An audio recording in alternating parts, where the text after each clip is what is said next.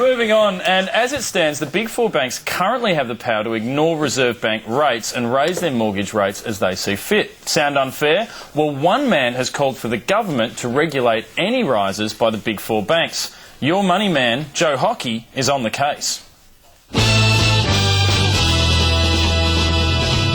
Who's the shadow money man fighting banks with all he can? Joe Hockey. You're damn right. Who's the cat with a heart of gold who wants the banks under control? Mr. Hockey. Right on. Who's the man warning the banks to only follow RBA rates? Kevin Rudd. No, Tony, it's Joe Hockey. And what does his own party say about Joe Hockey's new brainwave? This is just another one of their, as I said, lunatic fringe type ideas. Oh, that's a bit awkward. Joining us now is the man himself, the people's politician, Shadow Treasurer Joe Hockey. Welcome back, Joe. Oh, I'm happy to be back after that. Now, Joe, you're normally Mr. Free Market. You love to let business regulate themselves. Now you want the government to regulate interest rates in the big four banks. Look, this is the 7pm project. We're mates. We've been hanging out a while.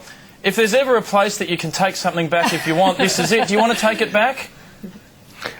Charlie, no. I'm afraid I have been misreported. It's going to be hard for people to believe, but the fact of the matter is there is less competition in banking at the moment, and that's certainly the case since the financial crisis.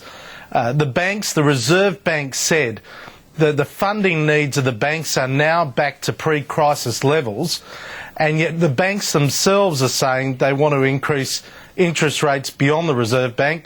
I think it's time to deliver on all that rhetoric and say, look, the banks just cannot keep getting away with this. Were you surprised by the criticism you got, Joe, like even from your own party? You know what, that was rather mischievous because he was actually commenting on a Greens policy proposal, but he was cut and paste into stories last night, and gee, that's the joy of politics. But it's funny that your proposal was so similar to the Greens proposal, Joe. Nah, Charlie, not quite. Not quite. I'm very fond of my Greens, but not the ones that vote. Joe, just to quote Don Randall, what he actually said was it sounded like an idea from the lunatic fringe. Which hairdresser will give me a lunatic fringe? No, but seriously, just there's two things you never comment on. There's two things you never comment on. One is a woman's hair, and the second is the length of her dress. Thank you. We'll keep that in mind at the 7pm project. No, but this is an idea that I think the electorate is excited about. Is this sort of your way of getting them on side so that you can take a tilt for the leadership position? No. If my goal was popularity, perhaps, calling for capital punishment or something might be the answer. But no, I think we've got to have a serious debate about banking.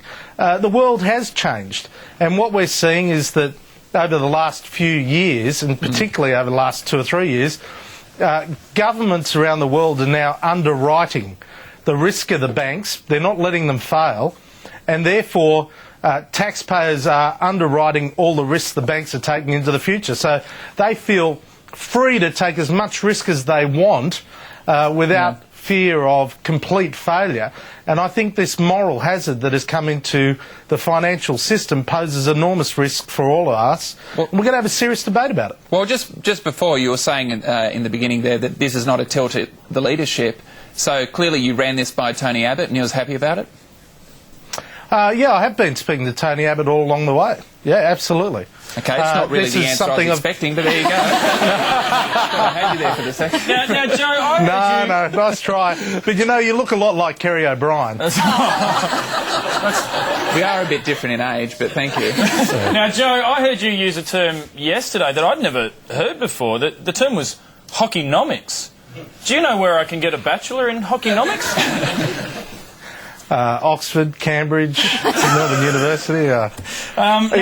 Look, I defined economics as what some spiritually described as voodoo economics, but look, it's far more credible than that. Well, Joe, I think it's a noble aim there that you're having a go at the banks for their extra fees and all the rest of it. Can you maybe have a crack at Ticketmaster as well and their booking fee, please? Yes. I don't know what to say to that. Well, it'll be a vote winner with, maybe some of the younger voters. I'm just saying it'll be a good thing. Well, yeah, it's been a while since I've been to Ticketmaster, but a lot of the bands that I prefer end up in RSLs or Leagues clubs or Anzac clubs or something like that. I'm getting a bit old, I'm afraid. Yeah, I'm keen for a rockin' good time on a weekend with Joe Hockey, but thanks very much for joining us on Friday night. Thanks, mate. There you go. Now, earlier in the headlines, we had the story about how in Adelaide